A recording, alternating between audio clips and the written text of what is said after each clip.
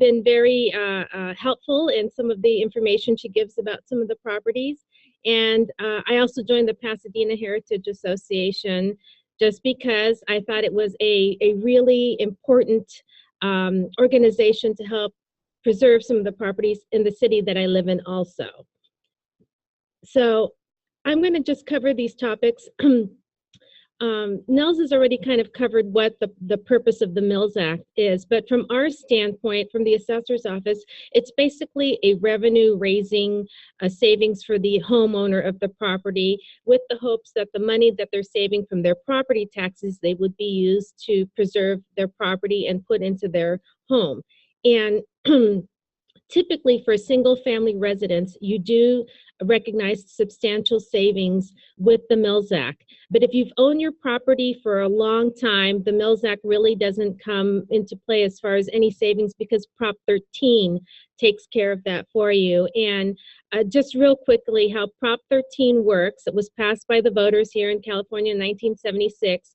Your purchase price pretty much dictates how much your property taxes are going to be. So rather than you not ever knowing, like other states, how much your property taxes are going to be, with Prop 13, you know that your property taxes can't go up more than 2% per year from the prior year, and that's based on your purchased price if it was an open market sale. And so we use the California Revenue and Taxation Code. That's what governs our agency.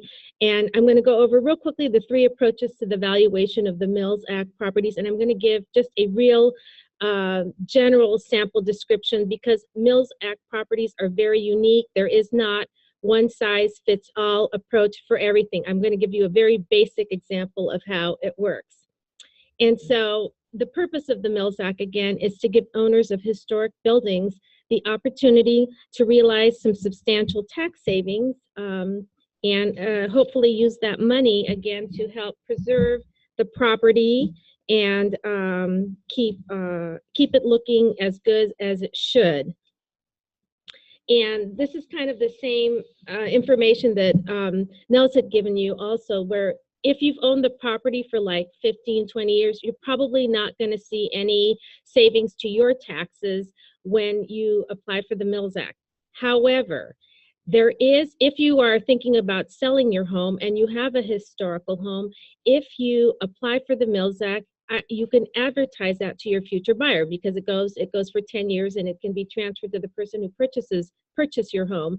How nice would it be for someone to buy a $1.5 million Victorian home in Pasadena, but only pay taxes on like $750,000?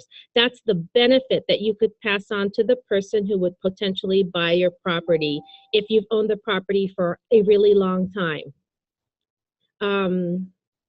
So our role is to figure out, well, we applied the Mills Act as of the lien date, which is when your property is valued for property taxes. Please keep in mind, if you sign your Mills Act contract December 1st, 2016, it's not going to be effective January 1st, 2017. It's going to be effective January 1st, 2018. I've had people call and say, well, I got it in right before the lien date, but then it has to go through our office, so our legal department, and all the different people review it within the office. So by the time it comes to the appraiser's desk, i.e. me, it's probably March, April, or May, and I won't be able to do anything with that contract until the following lien date, which is January 1st, 2018. So it does take a while to process. And we don't put it retroactive. It's from the date of the lien date that we make it effective. So here's some kind of legal jargon on how the California Revenue and Taxation Code words it. So full cash value is market value. What would this house be worth in the open market as of such and such date? Then we use the income method. The income method to value your home when you're a single family residence is very, very, let's see, what's the word I'm using for, good for the homeowner. It's very profitable for the homeowner, because generally it comes out much lower than the fair market value of the home. The original trended base value is if you've owned your property for a long time and Prop 13 has kicked in. the market goes up and down. You know, in the late 80s, the market was going up and then it went down. And then the market went up like 2005, 2006, 2007, 2008, and then it kind of went down. And so sometimes even if the Mills Act may not help you right away, if there is a downturn in the market, it may help you. So this is using the market approach. Basically, to determine the market approach is we look at comparable sales of homes that are similar to yours in the area. In the area that I work in Pasadena, there are quite a few turn-of-the-century homes that go for sale. There are some areas, though, that it's really hard to find a home that was built in the turn of the century. So then we have to use comparables that were built in maybe the 50s or 60s and then make adjustments to it to try and keep everything, you know, to try and equalize everything. So for this example, I use round numbers. I'm going to assume that it's a 2,000 square foot single family residence. The fair market value of the house is $800,000. The current land value is $550,000 and the current improvement value is $250,000.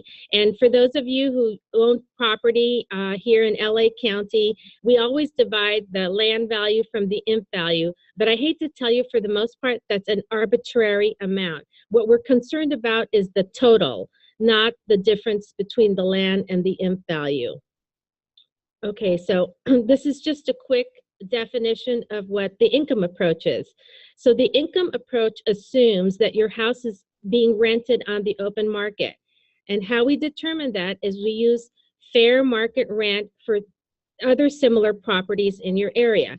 Now, when it comes to the Mills Act and historical homes, that's a little harder because someone may pay extra to live in a historical home that has beautiful woodwork and beautiful windows, as opposed to like the square boxes that are happening in my city in Pasadena, where there's all these modern square boxes everywhere. I can't find that many Mills Act homes for rent or historical homes for rent. So what I have to do is I have to kind of take the rent of the regular square boxes and kind of adjust it using my experience to make it comparable to what someone would rent a Mills Act type of home for. Keeping in mind, our office is keeping in mind that we're trying to make it as favorable to the homeowner as possible. We understand that the Mills Act is to help save the homeowner money, not increase the value of their home and make it not worth them getting the Mills Act at all. So here's the income approach. We take the potential rent, and that's again using fair market rents from the area, and then we subtract out vacancy and collection, which in Pasadena really is 0, okay, but I usually use 3%, and when the market gets worse, I'll use 5%. I use typical expenses. So what I do is I'll go through the MLS listing and I'll see, okay, do they list how much water, gas, trash, this, that, and the other costs, and I subtract that out. If the particular Mills Act property sits on a huge lot, and I do have some that sit on like half an acre, I take that into consideration. Okay, their gardening is going to be way more than the average person. Their water bill is going to be way more than the average person. In the office, we take all of those factors into consideration because, again, we want to make sure that we give the most credit and the most benefit to the homeowner with regards to having this Mills Act on their property. So this is kind of the icky part. This is the math portion of it, which I dislike. The math, the State Board of Equalization, which governs our office, gives us the interest component of what we use to derive the cap rate. And cap rates vary from year to year. As interest rates go up, this is going to change significantly, and interest rates have been going up. The other thing too, as interest rates go up, also right now we're experiencing rents are going up as well. So rent is very expensive. Rent is very expensive in the community that I live in, and I have to take that into consideration when we're figuring out this cap rate for each of the individual homes in the area. So it's the property tax, which generally is 1.2%. Sometimes it's a little less. And occasionally there's some cities that pass special assessments, and that's higher, slightly higher. I've seen 1.3 and 1.4 based on special assessments that cities have passed. An example of that being a little higher than 1.2% is if you pass a library tax, or there's a special school board tax. A local community, Arcadia, which is right next to Pasadena, they're pushing Measure A, which adds X amount of dollars per parcel for their school system. That will slightly increase up that 1.2% on the property tax component. And then the amortization component, which is the reciprocal of the estimated remaining economic life multiplied by the ratio of the land improvement, which is very skewed when you have a house that's over 100 years old, because in reality, it's past its remaining economic life, right? So we try and make these numbers work so for the benefit of, again, the taxpayer. So here's kind of an example of how this works. Market rent, by the way, in Pasadena is way over $1.80 a square foot right now. This was done about a year ago. It's now a little over $2 a square foot for the most basic apartment. I'm not talking about the new things they're building in Old Town, because those are like $2.50 a square foot to rent. So I used $1.80 a square foot to get my rate of $3,600 a month. This is my hypothetical house. I multiply that by 12. I take out 3% vacancy and collections, and that leaves me with my effective gross adjusted income. Then I give 20% for expenses. Bless you. That changes. I do take that changes if I have a property that sits on a really big lot, because I do know that the expenses to maintain that lot are a lot higher. And that gives me with that effective income left of the $33,250. And then I use the rate that was given to us by this SBE. It was 4.25 last year. For 2017, that's going to go up because the interest rates are going up. And then if you own the property and it's owner occupied, your risk component is 4%. But if you own the property and it's non-owner occupied, that's 2%. That changes then the total cap rate. I do the IMP to land value, and pretty much I use the 1.10%, which is stating in a sense that the remaining economic life of this over 100-year-old house, I'm estimating to be at least another 40 years, and that's how that rate is derived.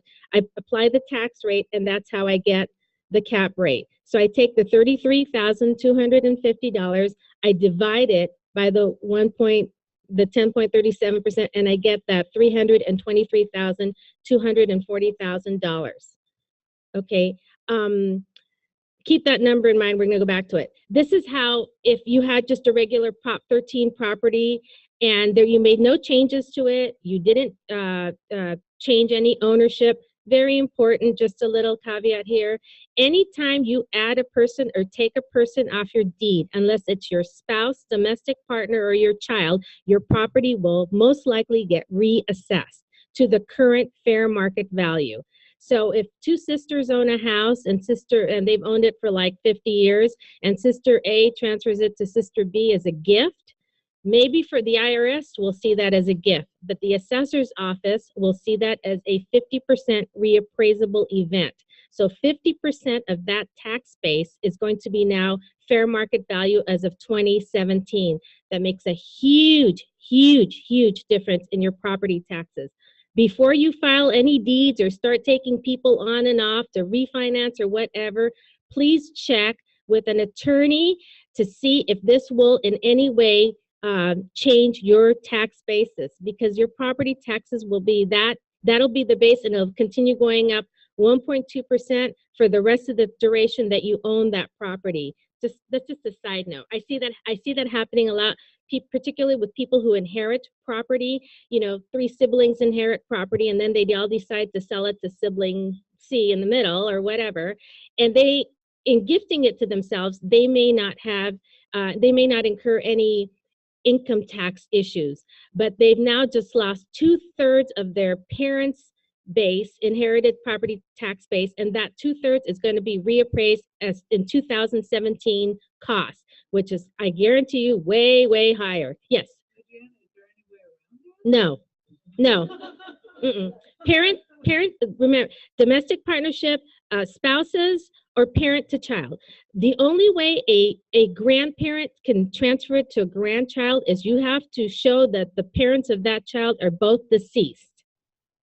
Okay, those are the only times. Any other time you mess around with your deed, you will get reappraised. No, no. Mm-mm. Oh, so this is how we value the historical property. So we take the three approaches. We take the fair market value approach, we take the trended base value, and we do the valuation by the income approach. In 90% of the cases, the valuation by the income is the lower of the three approaches. Occasionally, the trended base value may be lower based on how long you've owned the property. And in that case, I've had taxpayers say, "Oh, the city charged me $3,000 to go through this process. I don't know if it's worth it." Da da da. I go, "Are you planning on selling it anytime soon?" Because if you're planning on doing that, you can recoup that money and then some, because you can advertise the property. You're selling it with the Mills Act, so the potential buyer may even be willing to pay more than fair market value to know that they're going to get a tax savings, in the future, guaranteed for at least 10 years. So again, the Prop 13 base value of my hypothetical property was $500,000. The fair market value of it is $800,000. The Mills Act value using my income approach is $323,240. That's what I'm going to enroll, and that's what the taxpayer will be paying the property tax on that amount right there. That's a big savings. And when you consider now that like $1 million seems to be about the average medium price for a home, if you get a Mills Act home, that's a substantial savings. It's probably about $7,000 to $8,000 a year. Okay, so once we determine the values, we enroll the lowest value, and then we send a notice to the taxpayer and to the city.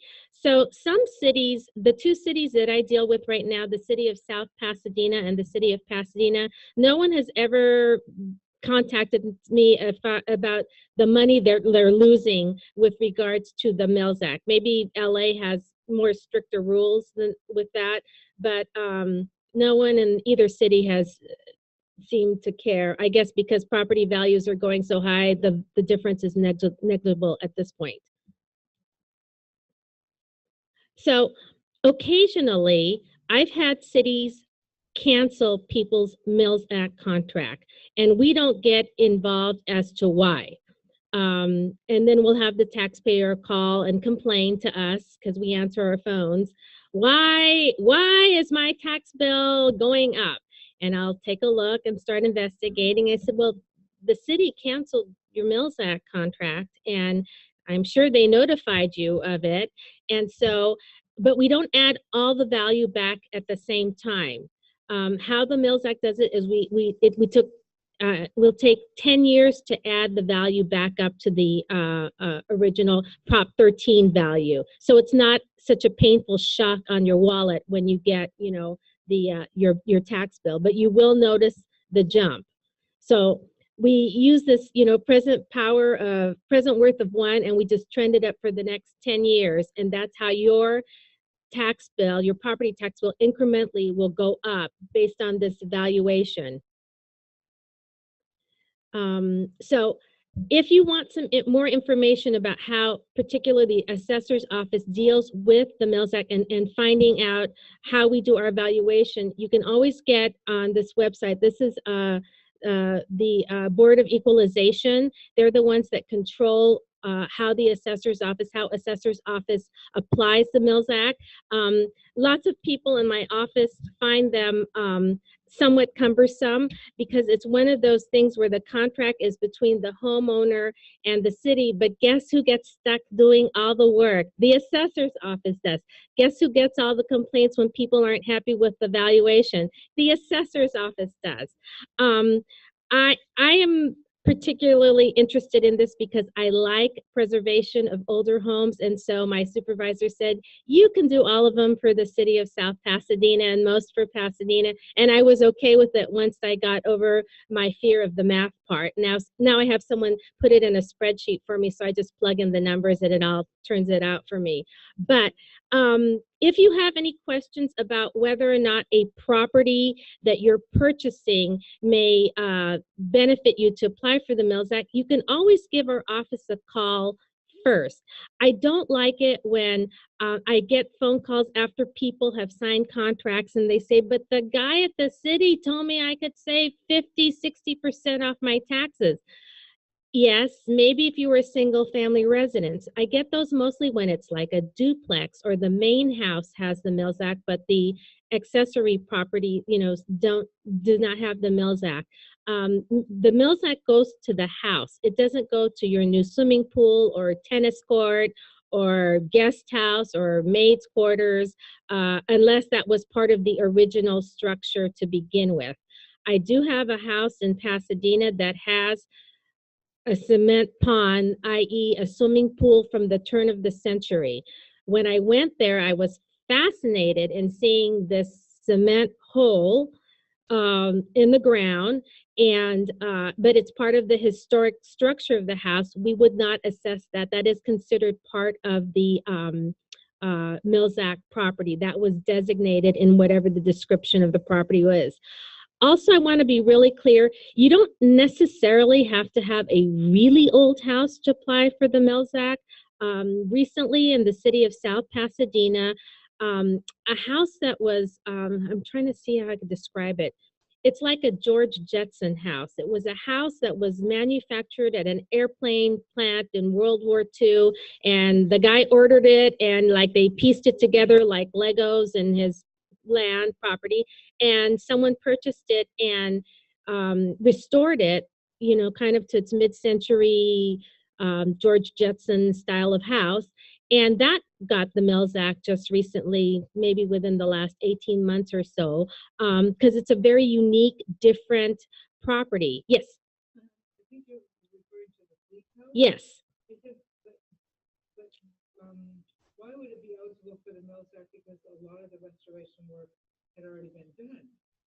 You'd have to bring that up with the city of South Pasadena. They're the ones who, our office, don't ask us that question.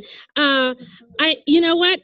The benefit really for that is when they sell the property, they get to sell it with the Mills Act there in place already. So the new person who purchases it doesn't have to kind of go through the whole, paperwork and formality. And it's kind of a tedious process if you don't have time to kind of bug your local officials, I guess, and be on top of that.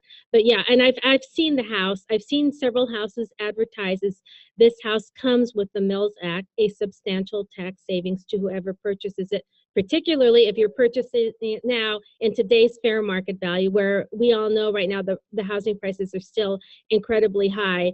I think they may slightly level off because interest rates are going up, but there's still very much a shortage of housing in general, and people need places to live, and people are willing to pay these prices to live, so they're not commuting, 2 hours from the IE, to LA County or wherever their jobs may be located. Anyways, this is kind of a very brief overview. Does anyone have like a specific question? Yes. So sometimes when you help the city Valentine with their program, and one of the things that's come up in their historic district is that sometimes there are properties that are contributors to the district, Mm-hmm. but they have a good amount of square footage that's inefficient. Mm-hmm. So then how do you slice and dice that property to figure out what portion of it which portion of it? Basically, the contract that we receive from the city tells us that, but we only, let's see, I'm trying to think of a good example. I have one in Monrovia where someone someone replaced a outside porte-cochere is the best I could describe it, not knowing that that was part of the original contract for the Mills Act. So when he rebuilt that, we took that portion off and his tax bill went up a little bit. It wasn't, super significant, but it went up a little bit, and he wanted to know why. I said, well, that's now new construction. The old portion was considered part of the Mills Act. And then he wanted to argue, well, it was termite infested and this, that, and the other. I said, but you needed to deal with the city and your preservation person in order to determine whether or not how much you could replace, not sandblast off, how much they could retain and replace. If there's anything I've got from this presentation is if I ever see anyone near my house with a sandblast, I'm going to chase them off. He replaced it new, and that was part of the contract. Now we won't consider that, and we only figure out the square footage of the house. Yeah. That's the same when people try and redo garages. Garages that were built 100 and some years ago were much smaller. They weren't necessarily for a car. They may have been for a horse or a carriage or whatnot. So the opening's much smaller. Your giant SUV cannot fit into there without scraping something on top. You have to be very careful. And when people start saying, well, I'm going to redo the garage, I said, well, you have a Mills Act, and I would be very careful about doing anything. I consult first, with the historic preservation person of my city. The other thing I wanted to let you know, too, is when you go on the assessor's website, we have a design use code. If you want to know if a property has a Mills Act on it already, the design use code is G. So it would be 010G to kind of let you know that that is a Mills Act property. And I believe that that's public information as far as on our website, that you'd be able to make that determination if you wanted to, verify that. The other thing, too, is I would check with my local historic preservation department to verify that if the owner says, well, it's in the process of getting the Mills Act, make sure that they actually have it before, if that's a consideration for you to make a purchase. Yes, sir.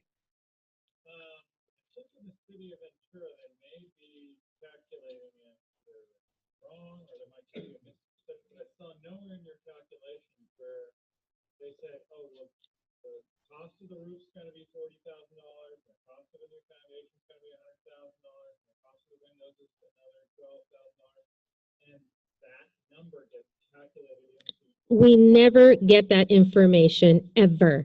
I was just remarking to someone here, some cities, I believe, have that written into their contract that every X amount of years the house has to be open to inspection. And I always chuckle because no municipality has the manpower to be able to do that.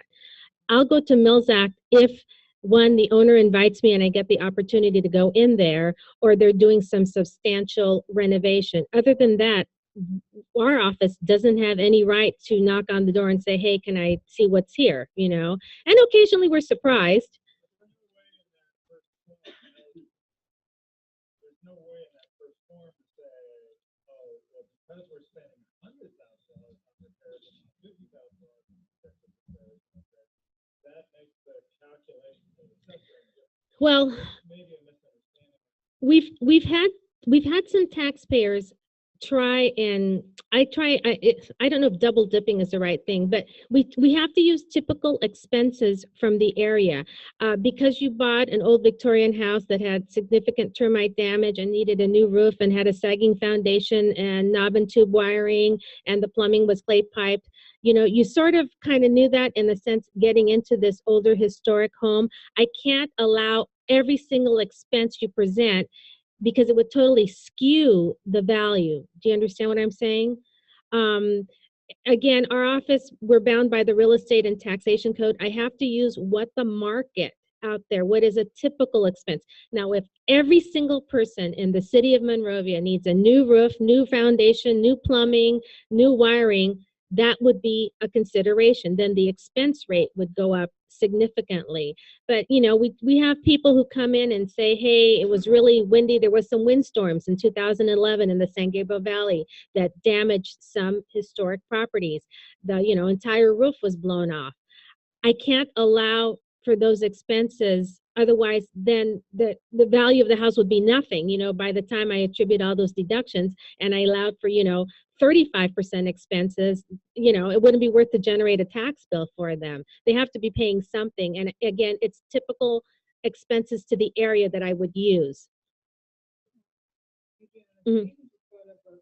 Kate just brought up an incredibly important thing, because I think commonly those of us who prepare mills act applications, we're always trying to raise the amount of expenses that are involved in restoring. And some, for example, if you have a green or Raymond home Mhm. with a rolled edge roof Mhm. condition, that requires a lot of craftsmanship. There are very few builders or roofers capable of that kind of edge detail. So you might have a roof, for example, there's one handyman that one, I don't know if that's contract, but Is it the one on Hillcrest?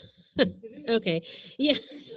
Like I said, I really know my neighborhoods. Okay. It's the funniest thing when people say something, oh yeah, I drove by that house on my way to the market. Okay. We only use typical expenses. We cannot use anything beyond typical expenses. I've had taxpayers challenge that, and they'll go to the assessment appeals board. It really it kind of then is in a way kind of taking advantage of what the heart of the Mills Act is. It's not to make you go free, and it's not to make you have your taxes go so low. When you purchased one of those historic homes, I'm going to assume these are knowledgeable buyers who sort of know what they're getting into when they buy a historic home like this. There are a lot of additional costs that the percentages here that the Mills Act is not going to help cover. We're just trying, again, our office is bound by the real estate and taxation code. I can only use typical market expenses. The fact that this house has a Hyman roof or like a slate roof or whatever, I have to use the expense like if it was a comp shingle roof or, wood shake roof. I can't make special compensations for each one of these things. It's typical expenses for the area. I was going to say that there's two processes you're going through. One is the process to appeal to the city and say, yes, we need the Mills Act. And the other is what you do Mhm. with the assessor when it gets passed on. So at the city level, often you're trying to justify that you need the help. Yeah. So in that case, then Show everything. Yeah. the roof, even if it's a special roof, is important information to the city, whereas it's not important information to the city. That's actually very, Jennifer, that's a really helpful distinction, because you better be able to persuade the city, especially as the Mills Act is getting more and more competitive. Yes. You better have your good reasons. Oh, yes, Nels. No, well, I was gonna make that point as well. The rehabilitation plan includes the city, whereas the tax adjustment schedule or the tax adjustment worksheet is really just for the owner's benefit. Once the assessor gets the contract, they will do what they do. So we constantly remind people to be as honest as they can in estimating their own expenses, as opposed to writing down exactly what expenses you're going to do and trying to estimate your savings. That's not a very honest way to do it. And I feel like sometimes consultants don't realize that, and they project a very, very high savings for these properties. And we get real with the homeowners saying like, no, or the homeowners also don't understand, and they get a very itemized in their tax. Yes, they send us like a to-do list that includes absolutely everything, including replacing doorknobs and things like that. Correct. Correct. And I can see where how that together, but really it's two different agencies that are. And like I said, oh, just one second. When I know that when I realize the property is, on a large piece of land, I do take into consideration the cost of, I pad my expenses, the trash is going to be more, the water is going to be more, we just came off a drought where water in Pasadena was skyrocketing, your gardener's going to charge you more. I give the maximum amount I can allow with expenses, because I know how much it costs just to maintain the exterior of the property. But special things like a roof, which is something that you replace maybe once every 25 or 30 years, I can't do that on a year-to-year basis. Yes. Yeah, just to clarify that point, I think maybe you just did, when you're calculating the incident expense, you're looking at the operating expense, right? Correct. It isn't, so right, whatever they have to pay to do the rehabilitation. No, that is not supposed to be included. Typical expenses that a typical landlord would be paying: water, gas, electrical, gardener, Correct. Mm-hmm. property, when you're doing adaptive reuse property, things that the contract and your one-year terms that you still have 1 or 2 years where the property is vacant, for purposes of determining Income. Okay, so someone approached me and asked me that. I have only done one property like that because I mostly do single-family residences, and when I appraise, I do single-family residences. Typically, we use market value income. So we would appraise the property, we would use the income approach as if there were people living there and paying rent to the landlord, and we would take the condition of the property at the time. Typically, the condition of the property at the time prior, at the time prior to rehabilitation. no, at the time of whatever the date is as of the lien date. I'm always the lien date is like the date that that's the clock starts ticking for us. So if it's vacant, due to poor condition, I will have to use the income approach. I will assume that the property is in poor condition. And let me tell you, as someone who appraises, and I see all kinds of properties, I see a lot of garages that are converted into illegal housing, and it's pretty poor quality housing, and someone's paying to live there. So the need is such that people do pay in situations where most of us would not consider that, habitable or safe or that type of living, a type of environment. So someone is still making an income. You can still make an income, even if the property is not in the best condition. If you have like a specific about a commercial property that may be in downtown LA, I would suggest that you call one of our appraisers in our downtown LA office. Yeah, I think that would really be your best bet, because I really do specialize more in the single family residence. Yeah. Any other questions? Okay.